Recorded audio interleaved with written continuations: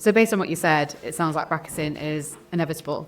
But what can be done to make it easier, to ease the pain of bracketing for retailers? Yeah, so at Fulfilment Crowd, we are a technology-driven business, and what we've tried to do is automate as much of the process as possible. So as we said, that bracketing is inevitable. We can do whatever we want to reduce the measures, but some form of bracketing will happen, no matter what. So we now have an automated returns process, and then within our warehousing or within our network partner warehouses, we have dedicated returns areas.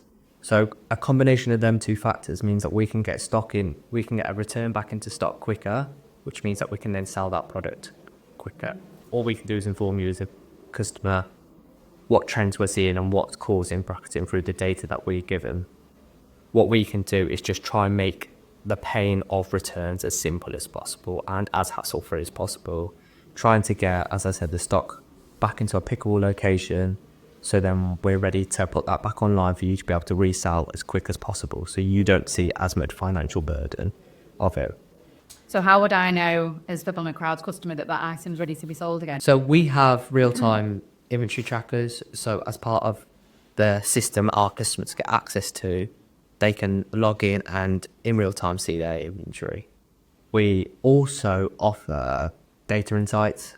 So through our returns portal, which makes the customer, the end user's journey of a return simpler. One of the fields that we ask is the reason for a return.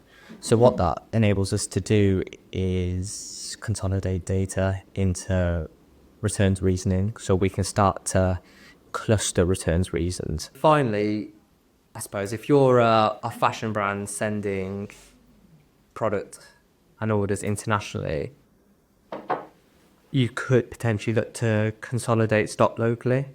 So what does that mean? So, for example, for one of our customers who are a UK-based brand, we do send orders, a lot of orders to the US for them.